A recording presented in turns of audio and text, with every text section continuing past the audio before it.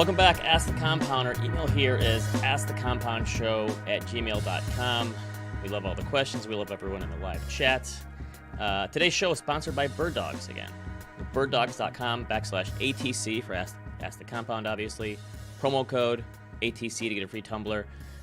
This week, Michael and I took a trip to Florida for a conference. Everyone there is in their stuffy suits and dresses and business attire. Michael and I are in Hawaiian shirts and Bird Dog shorts. I'm wearing a pair of Bird Dogs right now. Can you see these, Duncan? Look at. Yeah. The white ones. I don't know good. if I can. I don't know if I can pull off the word fresh anymore since I'm a early 40s dad. But that's they're the only looking fresh. adjective I can. They're very fresh. They're white. I love them. So the great thing about wearing these in Florida is it was like 88 degrees. It was very hot, and they're comfortable. So Michael and I had them at the beachside restaurant. You know, having a nice little drink, having a little lunch. Miami Vice. Walking around the beach. They're versatile. You can wear them anywhere. I wore mine in the pool. It's great. They're comfortable. They're stylish. They're versatile. Go to birddogs.com/ATC and get that free tumbler if you want for putting the promo code ATC. Can I just throw in a quick, it's kind of almost a complaint about Bird Dogs, is I feel like they make me look too cool. I'm like, can I pull these off? I don't know if I can pull these, like joggers. Like I've never worn joggers. You They can't look be really a hipster cool. anymore if you look too cool, right? Yeah, I mean, it's hard. It's a struggle. It's okay. You moved out of Brooklyn to Connecticut. I think we're gonna allow it. Yeah. Okay. Yeah, it makes sense. All right, lots of questions this week again. I think our inbox each week is getting a little bit fuller and fuller. We're not getting exponential growth yet, but we got a ton to get to, so let's do it. Okay. Up first today, we have Ben showed the positive returns for U.S. equities over the long term, but how does the data look for global ex-U.S. performance? Fair question. Is this a gotcha? Are they trying to get you? Or are they Maybe. just Well, curious? I don't know. That could just be. I hope it's curiosity. So I love to show the win probability of the stock market, depending on your time horizon. John, throw this chart up. I did this going back to 1926, and it just shows 1 month, 1 year, 3, 5, 7, 10, 15, 20 years. What's your probability of seeing a gain?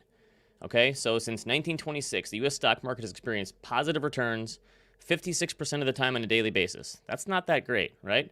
63% of the time on a monthly basis. Go out to 5 years, and we're talking 88% of returns are positive. 10 years, it's more like 95%. And then 100% if you go out to a 20-year basis. Obviously, the usual caveats apply here. We're not taking into account taxes or fees or inflation, but still, that's a pretty darn good track record, right? There's never been a rolling 20-year period where U.S. stocks have been down. So my least favorite description of the stock market is that it's a casino. I hate this. I hate when people say that. Usually they say it when they lose money or it's down or a stock goes down a lot. Not even close. The longer you play in a casino, the worse your odds are because the house has an edge. So the longer you... I have a pretty good blackjack system, but still, if I stay and play 72 hours straight, eventually I'm going to lose and the house is probably going to win unless I get lucky. The stock market is completely different. It's the opposite of a casino. The longer you stay in the stock market, the better your odds are of walking away with a gain. Now, this doesn't guarantee the magnitude of a gain, right? And I can't guarantee that these exact figures will work going forward, but that's pretty good, right? I worked with plenty of huge institutional investors over the years, and they are obsessed with quarterly returns. What's our quarterly return against the benchmark, against our peers? And some of these endowments and foundations have perpetual time horizons. It's basically endless, and they care about quarterly returns, which never made sense to me. So I think the ability to think and act for the long term for individual investors, that's your huge equalizer, right? Patience is the biggest equalizer in all of finance. So back to our original question here. Is this just a U.S. phenomenon? Does this work internationally as well? Well, my original chart goes back to 1926. We only have good data going back to 1970 for international stocks. So I have the MSCI World ex-US. 50 plus years, that's good enough for me. So John, throw up my table. This is the World ex-US Index versus the S&P. Again, monthly, 1 year, 5, 10, 15, 20 years, and it shows the win probabilities. Now over monthly and 1 year returns, the S&P is a little better, right? 63% versus 60% for monthly. 1 year S&P since 1970 is up 80% of the time. World ex-US is up 70% of the time. But look at 5, 10, 15, 20 years. The 15 and 20 years are both 100 for each. They've never had a down period over 15 or 20 years since 1970. 10-year returns, you actually have a better win percentage for World ex-US than S&P. S&P is up 95% of the time over 10-year period since 1970. The World ex-US is up nearly 100%. It barely happened, 99.6%. Also a little higher for 5 years. So I think some people might be surprised to hear this just because of the fact that U.S. stocks have done so much better over the past 15 years or so. Now, obviously, again, probability versus magnitude, that's a different thing. But you know, it's a lot of people ask me about the international versus U.S. thing, and is international diversification worse? That U.S. stocks make up 60% of global market cap. We get 40% of our revenue from the S&P overseas. Why do I need international stocks? That's fair. And the annual returns for each have been better for the U.S. going back to 1970. U.S. stocks are up 10.5% per year in that time. International stocks more like 9%. But most of that outperformance has come since 2013, basically. So I looked at this for a blog post recently. From 1970 to 2012, annual returns were 9.7% per year for U.S. stocks, 9.6% for international stocks. Basically identical. U.S. stocks have done so much better, so all their outperformance has come since then. I did do a blog post about this, so John, throw up my next table. I kind of looked at the cyclicality of this. Which one wins when? And I cherry-picked the dates here, but you can see U.S. or international stocks outperformed pretty handily in the 1970s. Early 1980s, the U.S. took the baton. Late 1980s, there was a massive outperformance for international stocks. Thank you, Japan. 90s, the U.S. took it back, and then we've gone back and forth since. And then the latest period was just a really long cycle of outperformance for the U.S., which is 2008 to 2021. So I understand why some U.S.-based investors are only comfortable holding U.S. stocks. And I think if you do that, you're probably going to be fine over the long term. You feel safer, but I don't know. Here's one of my favorite all-time charts from Credit Suisse, their year-end returns yearbook of the relative sizes of world stock markets from 1900 to 2023. And I've used this one plenty before, but U.S. was 15% of global stock market in 1900. Now they've eaten the rest of the world like Pac-Man, and they're close to 60%. The winners write the history book, so it makes sense that we focus so much of our time and energy on U.S. stocks. But I don't know, can you guarantee me that the U.S. is going to do this again? Probably not. I don't think they're going to become 120% of global market cap. I don't think it works like that. Check my math on that, but I don't think that's how it works.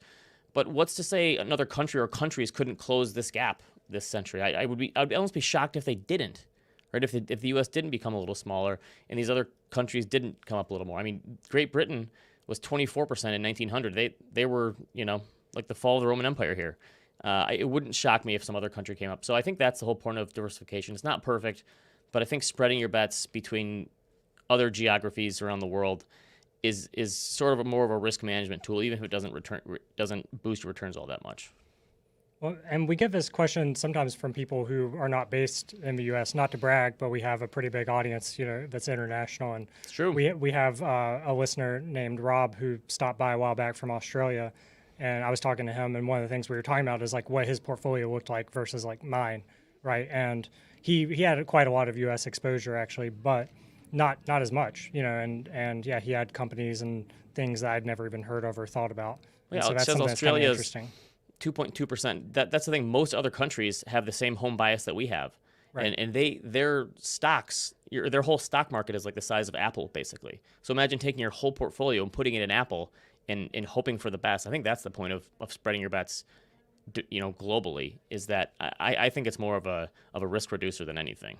Yeah, makes sense. All right, do another one. Okay, up next we have a question from Jeff. Should I quit using my bank that pays 0.1% interest for my banking and emergency fund and start using a money market fund that earns 4.5%? My wife and I have good job security and higher education and usually invest extra cash or spend it on our young kids rather than sit on a bloated emergency fund earning nothing. However, 4.5% is a lot more attractive than 0.1%, while money hangs out between paydays and billing cycles, etc. Appreciate any thoughts. This is a pretty drastic spread here. Yeah, and this is an easy one. No one, and I mean no one, should be earning 0.1% on their savings account right now. Right? This should be illegal for banks to pay this little. Anything under 4% right now is pretty terrible. You should be earning somewhere in the 4 to 5% range. Low fives probably at the high end for emergency savings. So anything, online savings account, money market, T-bills, CDs, short-term bonds, anything like that is paying 4 to 5% right now because the Fed has jacked up short-term rates. Easy decision. Your bank is ripping you off, and for whatever reason you haven't moved your money, open a new account somewhere else. Money will actually earn some income. To be fair, I understand why some people maybe are still a little confused about the short-term yield situation if you haven't been paying attention. Not everyone pays attention to this stuff every day like we do. So John, do a chart on of the 3-month T-bills. So this is since the start of the turn of the century. This is 3-month T-bills are a good proxy for what you can earn on your cash and things like savings accounts or money markets. Rates were really high in the 1990s, 5 to 6% at the end of the decade there. The tech bust happened and rates fell off a cliff, getting back down to like 1% for a few years. Then rates slowly but surely work themselves back up to 5% or so by 2007, 2008. 2008 financial crisis, we go to zero and are there for like 7 years, right? Then we slowly but surely go back up a little bit, just over 2% until 2018. They go back down a little, and then you can see another cliff drop, Wile E. Coyote style, in 2020 for the pandemic. So we've had this huge roller coaster that goes from up, down, but then we sort of level off for a while at zero. So I think it makes sense why some people might still think that 0% is the way that things worked, but definitely get your cash yields off the floor. Find an account that pays 4 to 5%. But once you get off the zero bound, then don't go chasing yield all the time. Like, oh, I'm earning 4.75%, but I could be earning 5. I think just getting off the 0% is the biggest thing there. And then probably it's more trouble than it's worth. But yes, you have to get off of 0%. That's a layup right now. Yeah, I attained 5, but I wasn't happy with the process to get me there, and it involved a bank collapsing in the process. So. Okay, yeah. So make sure your bank's been around for more than like 3 months, unlike Duncan's. Yeah. And has a name that doesn't sound like it was made up by Bernie Madoff. Right. Yeah. Probably good advice. Then you're good. But yeah, get off of zero. This is the easiest question we'll get today. Cool. All right. Yeah, I like next that. one. Okay, up next we have a question from Connor. I'm finishing my residency training after doing med school and residency for the past 7 years. So I have about $230,000 in student loan debt. However, I'm pursuing public student loan forgiveness, which will forgive my loans in about 6.5 years. You knew that one. I know that one because I've read a lot about that. Okay. We're in the process of purchasing our first home after being pre-approved for a $600,000 mortgage. We only have about $35,000 in cash, but I'm about to start my new job that pays about 4 times my current income. I've heard that physician mortgages, which that's new terminology to me, are great given that they don't require a down payment. However, is there any consequence of putting even a little money down towards the down payment, or should I just try to pay extra on the mortgage once I start making more money? We plan to live in this house for 5 to 7 years before we would consider a move. All right, $230K sounds kind of like a lot. John, do a chart on here of student loan debt. I'm going to bust some myths here. This is from the Brookings Institute. 2% of all borrowers owe $200,000 or more, but they make up 14% of the balance of all student loans. Now, if you go to 100K, 6% of borrowers owe 100K or more, but that makes up 1/3 of the entire debt load. So obviously, student loans are not like it is an issue, but you see these stories about people who went into debt and owe 6 figures, and maybe they got like a philosophy degree that they can't do anything with. Most of those people went to med school or law school or getting their master's, and if you were a person who didn't and you got that much debt, then you got some really bad advice, unfortunately. Or they got an MFA that they really didn't need.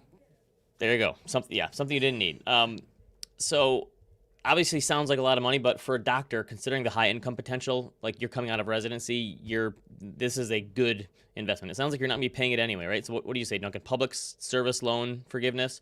This is basically, the idea is if you work for some sort of nonprofit or, the government has to kind of sign off on the place you work, you make 120 consecutive payments, and then your student loans will be forgiven. So that's not a bad deal for that high of a debt load.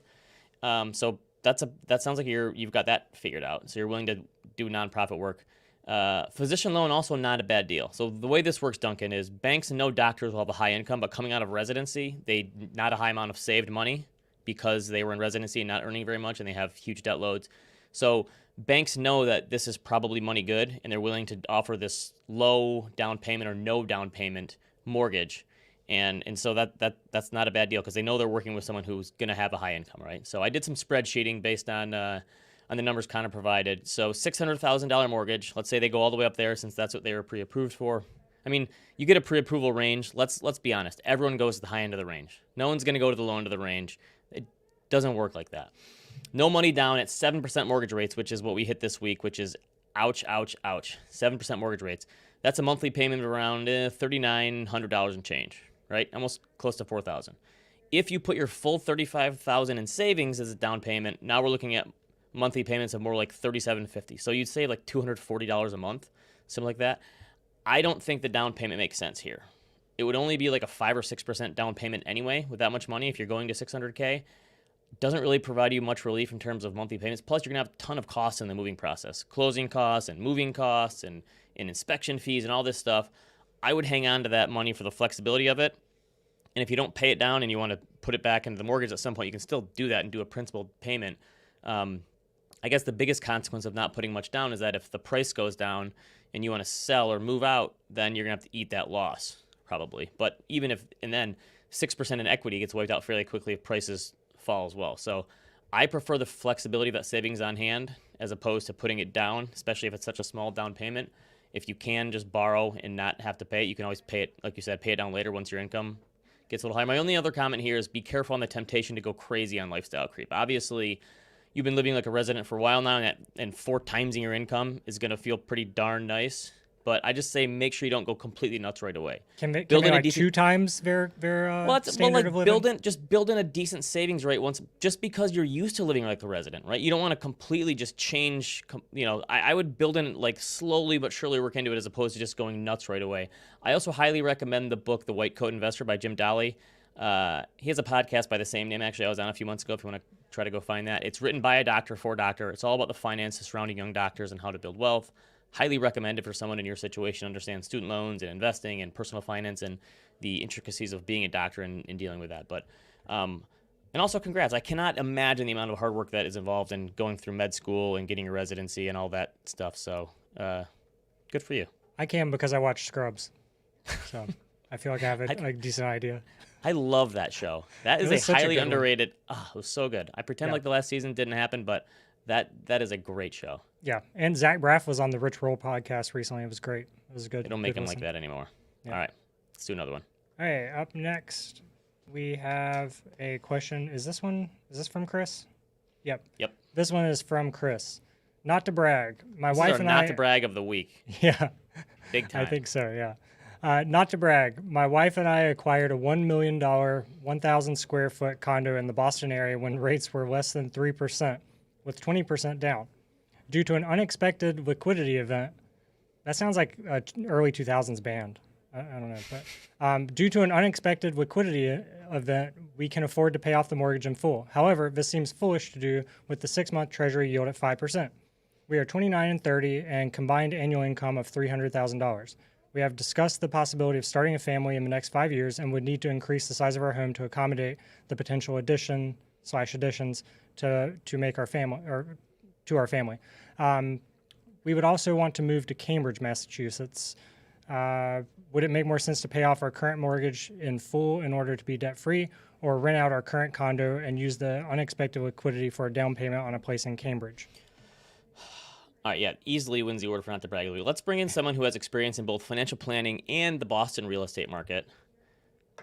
Benny Markets, a.k.a. Ben Coulthard. Benjamin C. Markets. So, Ben, I was in Boston, I guess last year, and visited you, and you kind of mentioned the real estate market or the rental market there is a little pricey.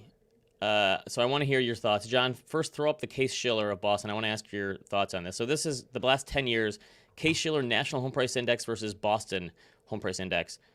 Boston has fallen behind nationally in the last few years. That actually surprises me. I'm sure there are neighborhoods that have done much better, but what do you think about this being a Boston guy? Yeah, it's fallen behind, but it is still not great, Bob. I chose this question for a few reasons. So yeah, number one, he starts with not to brag. Chris, I know you're a real one. I see you. And frankly, if anyone is not aware of that reference, they should subscribe to Animal Spirits Pod. Number two, yes, Boston guy. I'm in the town right now, Charlestown, for those who don't know. My friend's cousin is Ben Affleck's sister's brother-in-law. That's actually not true, but my fellow Bostonians go to the front of the line. The last reason, this is the easiest damn question out of the 150 in the Q bank. All right, you basically answered it yourself. And I do respect that he's asking it because it's a huge decision, right? Like, even if you're 95% sure, it's still good to bounce it off an objective third party. So wait, hang on. I don't think it's as easy as you think. So what is your answer? Let's hear it. Based on this the as situation, easy as you think. For one, yeah, I'm in a similar boat as Chris. So like me and my soonish-to-be fiance, not to brag, at least I think, we rent this charming trash heap and are half looking to buy a place. But because interest rates have doubled since our man Chris locked in that beautiful 3% interest rate, not only can I not afford to buy in Charlestown or Cambridge, I can barely afford a piece of dog shit stuck to the bottom of my shoe in Medford. All right. I want Chris to view this sub 3% mortgage, which I assume is locked in for the long run, as the best freaking investment he has ever made in his life. Like it's literally like more practical. But how much is it to break even on 1,000 square foot apartment at $1 million, he's going to have to get like what, $4,500 a month, $5,000 a month. Is that doable? Well, yeah, I was going to get to the rental. I was going to get to the rental thing, but like going back to the investment, like this asset on this mortgage rate is literally more beneficial to him than if he put 20K in NVIDIA in 2009. Like Yeah, I agree. Hang on to it. I would challenge Chris to a duel to the death for a chance to take his mortgage. And he's got to cherish it. Hold on. To Hold quote the on great there. Billy Madison. Obviously, these people are as late 20s, early 30s. They're in an unbelievable spot. I don't know if it was an inheritance or stock options or how they got the money, but the fact that they have the ability to either pay down this mortgage, which was what, 800 grand, or use it on something else in Cambridge, which I guess is a nice spot to. They're either way, they're probably going to be fine. My only concern would be, you hold on to the other one as a rental and you buy this new one. Are you overextending yourself in Massachusetts real estate in terms of concentration? Right. And so there's that. And like, yeah, if we don't know the dollar amounts and like what exactly is going on in the, the overall financial plan, that's why plans are important. It's hard to like say definitely. So I noticed one thing. It says that it sounds like the vision for the starting a family is still a few years away. Like, interest rates have doubled. The home prices have hardly budged. I'm not a market timer guy, but like probably not the most glorious time to take on a big mortgage if you don't absolutely have that to. I agree with it. Yeah, they have some time to wait things out. They're not they don't have to be in a hurry to move. Right. And they can put this money into T-bills or something while they wait. Right. In the rental thing too, like, yeah, it'd be great to rent that other one out and ship it on the new monthly payments. But like being a landlord isn't zero work. Like you'll probably have to deal with some 23-year-old punk who's like spilling natty lights on your hardwood floor and like flicking boogers on the walls. 10 months later, you're gonna have to find another one of those 23-year-old punks. Like it's not like as easy as passive income, Yes, I agree. So I just learned in the chat too that Cambridge is actually a town. I've been there. I've been to Harvard's campus before. I thought that was just like a neighborhood of Boston. Yeah, it's beautiful. It's where I would want to raise a family, frankly. But yeah, like back to the like living situation. Like, despite the liquidity, like if I were him, I would enjoy the city, particularly enjoy that sub 3% mortgage, and then park the liquidity in a T-bill, like maybe half, the amount to lock in a 5 handle, and then put the rest in like a money market or a high yield with a 4 handle. Clip thousands in yield. Take your time. For doing nothing until you're ready for that big purchase. Either way, they're in a pretty good position. But you're right. Paying down the 3% mortgage early is, especially when you can get 5 in a T-bill, there's no reason for that right now. It makes no sense. Exactly. Perfect. All right, let's do another one. Cool. Okay. By the way, I love that way. You're not bitter about the Boston real estate market, right? Just making sure. Yeah, I am not bullish on the Boston. Well, I just think like, yeah, as you would say, you could drive a truck through the bid-ask spread. Everyone's hanging out in their 3% mortgages, and like people like myself's affordability got cut in half. So it's just, it's a stalemate right now. All right. Last but not least, let's do a question from Owen. Is it a good idea to start children off with a financial planner or advisor so they develop good financial habits and understand the power of investing? What about when they turn 18? Also, on this is like a very noob whale question, but maybe just explain the difference in a financial planner and advisor, if there is one, for our young viewers who might not know that. That's basically the same thing. Okay. Yeah, tomato there. You see people always kind of like say one or the other, so I was just curious. And some people spell advisor with an E, some do it with an O. I don't know why. I know. I'm an O guy, big time. I'm a big advisor guy. Yeah, I'm an advisor. I mean, my gut response is no, I don't think there's any reason as an 18-year-old that you need a financial advisor, but maybe you can talk about like how to better your life as a young person financially. I mean, almost like a financial life coach, but there's just, financial advisor, no. Yeah, that's my answer too. Like even if his teenage daughter already had 2 commas in her account, I'd say that she really just needs like a few ETFs and maybe a good CPA.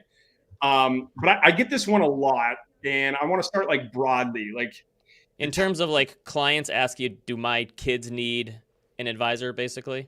Yeah, I mean, there's 35-year-olds who don't need an advisor, and there's 85-year-olds who don't need an advisor. It's not like I think of it as like when your brain is starting to cry uncle, and crying uncle comes in different forms. It's oh my God, we just had a baby. Like, I don't even have time to deal with this anymore. It's, I got a promotion and had a baby. I don't even know how I'm going to deal with all this. Or it's exiting a small business, starting a small business, equity comp payday, inheritance, like really any kind of like OMFG moment. Yeah, it's a life event, or your financial situation becomes so complex, or you just don't have the time to deal with it that you need to outsource to someone else. Correct. It's yeah, you said it. Outsource your brain power, your time, and or your anxiety to a third party. Like, that's the time. So this does vary for everyone. It's not a dollar or like an age threshold. It is a time or complexity threshold. So back to Owen's daughter. Maybe if she was a freshman at Harvard writing algorithms on her dorm room window and about to drop out to become the founder of the social network, then she might be at a complexity threshold that would warrant an advisory service. By the way, Jesse Eisenberg is more Mark Zuckerberg to me than Zuck himself. Like, Jesse is Mark. He's a much better Mark. Yeah. He's so much better than Mark. But I think like Owen's question was more about like giving his daughter wisdom and setting her on the right path. And for that, I do have a few ideas. Option one, if you, Owen, have an advisor and they aren't willing to spend like the occasional 30 minutes with her, like I do with my clients' children, then might I suggest firing their ass? Like, if they can't fit that in, then either, your family isn't enough of a priority or they don't have any capacity, which both aren't great. Option two, there are hybrid human robo-advisors that exist, one of which is ours. It's called Liftoff. This type of service is great for someone who doesn't really know where to start. Like, maybe they need to talk to someone once in a while, certainly be better off without a Robinhood type portfolio.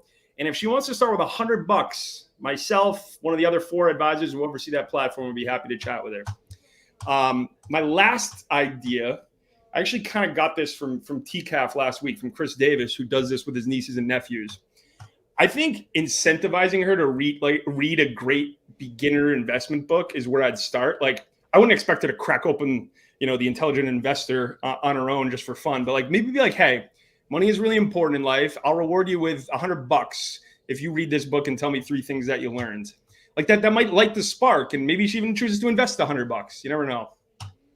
Yeah, no, I agree. Get on the right path, and the thing is, as a parent, that's almost your job at that point at 18. Right. Unless they have a complex financial situation and you're talking to them about a trust they're going to inherit someday, or they have a job right away that's going to pay them a lot of money, it's probably just trying to instill in them some good habits if they haven't gotten them yet. But that's as a parent, that's probably your job at that point. Another good option, have them watch The Compound. Get them started young. More like toddlers watching The Compound. Send us send us your address. I'll send you a couple of copies of my book. I don't even expect. I was going to ask you, smarter Ben. Like, what do you think is the best beginner book to start with? Like, I think of Morgan Housel's The Psychology of Money. I think maybe, Money Game by Adam Smith. And frankly, like, I think like you and Majouli's books are maybe like closer to 201 instead of 101. Yeah, that's when you're like in the working world, and because 18, you still have a lot of this stuff ahead of you. But yeah, the cool thing is these days, I'm guessing most kids don't even like books anymore. They want podcasts, or they want, blog posts, or so. They probably want something that's easier to digest. So maybe that's the way to get them is listen to a couple of finance podcasts and figure out the kind of thing that works for you in that, and just get interested. I think that's the point, is just getting interested in this stuff from a young age to kind of understand that someday this money stuff is going to be important for me. I think Michael Lewis books are great for just general interest in like business and tangential kind of Don't read stuff. The Big Short. No, do not read The Big Short. Yeah. Because I'm more thinking Flash Boys. Flash Boys is one of my favorite. That one made it really fun. I think The Big Short probably lost more money than people lost in the housing market in 2008 because people thought they could short stuff and predict the end of the world. But no.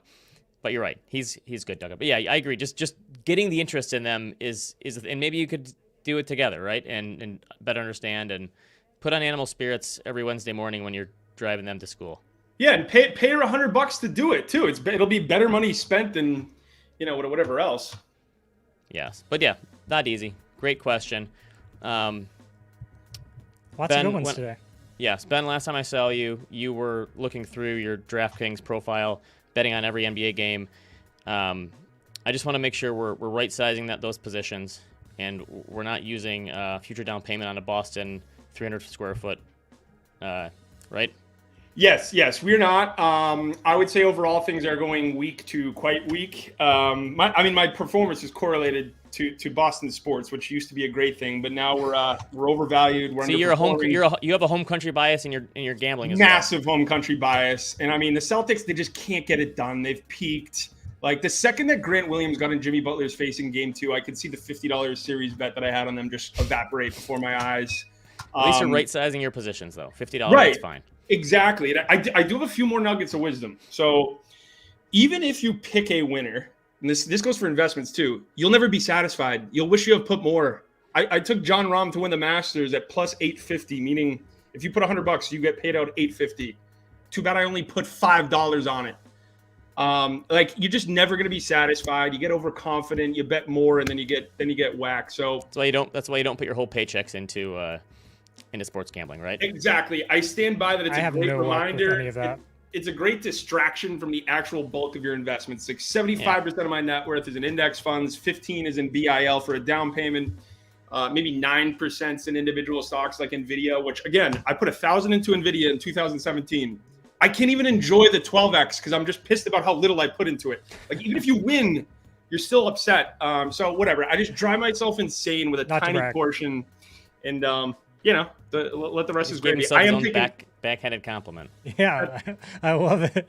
That's right. And guess what? I will say I'm taking the Nuggets to win the championship. Jokic doing this stuff from 3-point line. Yeah, they're probably gonna sell it at a premium, but I'm taking them. All right, don't quit your day job. Remember, email us, askthecompoundshow@gmail.com. Thank you to Benny Markets for coming on. Thanks you to Duncan as usual. Remember, birddogs.com, ATC as the code. We'll see you next time. See you, everyone.